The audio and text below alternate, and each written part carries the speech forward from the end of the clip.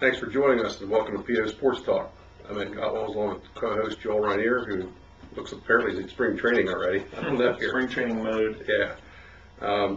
It's the District 3 playoffs begin next week, and we have 3 Franklin County teams in it, and frankly, that's probably as few a number of teams as I can remember being in it for quite a while. Just not a great year in general, I guess, for our teams.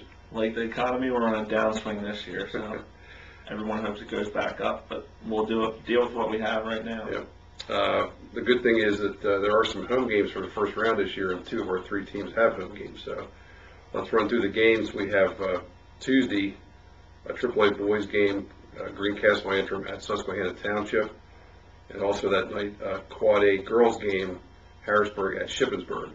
We'll talk about Greencastle first.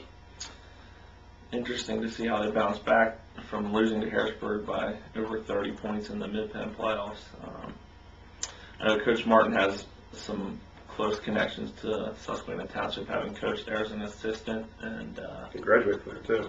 yeah, and they played each other earlier in the year, and it was a 4-point game. I think Greencastle made a late push at the end, but didn't come all the way back. So, just athleticism for Susquehanna Township will be a big trouble. Yeah, the one thing is Greencastle didn't have probably all the players they have now for that first game. But I just kind of wonder how that game against Harrisburg is going to kind of hurt their confidence. I mean, it's one thing to lose to Harrisburg, but they got blown out early, and I just kind of wonder if they can come back from that. And of local connection, Susquehanna Township's best player is A.J. Dean, who went to Mercersburg Academy, so that's just a note of anybody from Mercersburg that has any ties to him. Yeah. And the other game that night, Harrisburg at Shippensburg girls. Interestingly, Shippensburg, I think, got the highest seed among all Mid-Penn Quad A girls teams, which is kind of surprising since they were in a colonial division, but they used the power rankings well, and it got them a home game. Unfortunately, it got them a home game against Harrisburg, which is probably not the best style team for Ship to play because they got a lot of athletes. Yeah, I think it's going to be tough for Ship to win. First year up in Quad A, they really haven't played too many Quad A teams, and when they did play Chambersburg, who didn't do that well this year, they got blown out. So it's nice for them to make the playoffs and nice to have a home game, but it's going to be a real challenge for them to overcome Harrisburg. The one game that they did well this year was against Hershey, which they beat them by like 40 points. And Hershey is in the playoffs, so they're capable of a game like that, but they're going to put it all together on next week. And I think the styles really didn't do them any favors. Yeah. So really going to have to, Angel Van Brakel will really have to stay out of foul trouble in that game. Yeah. And then the other playoff game next week is the Chambersburg boys.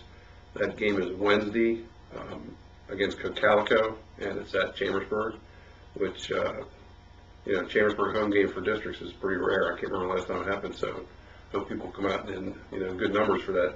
Looks like it's going to be a pretty interesting game. I don't know a whole lot about Cocalico, but like I say, we're in Section 2 of the Lancaster Lebanon League, so you know more about them than I do probably. So style-wise, a lot like Chambersburg. A lot of man-to-man defense and good offensive sets. Don't have a lot of athletes like say a Harrisburg or a Central Dolphin, but the one thing that really buzz you is that Chambersburg's sitting in that 8-9 game in the second round. They'll have a chance for playbacks, but have to play York looming there in the second round is a big hurdle. But getting through the first round, and then you never know after that. Well, the good thing is if they do get past the first round, that game against York would be Saturday at Giants Center at 1 o'clock, so that could be pretty neat. Also, as far as playoffs, the District 5 Class A pairings are going to be released on Sunday, and we'll have more teams involved in that than we do in District 3, which is a little bit unusual. But it looks like for boys, definitely Southern Fulton's in. They're going to probably be a 2nd seed, and Forbes Road is almost certainly at 5th. Phantom Battle's kind of on the bubble a little bit. Girls, Southern Fulton might be the 1st seed. Phantom Battle and Forbes Road are definitely in, and McConnellsburg, I think, still has an outside chance. Maybe. There's a lot of teams very close together there for the last few spots.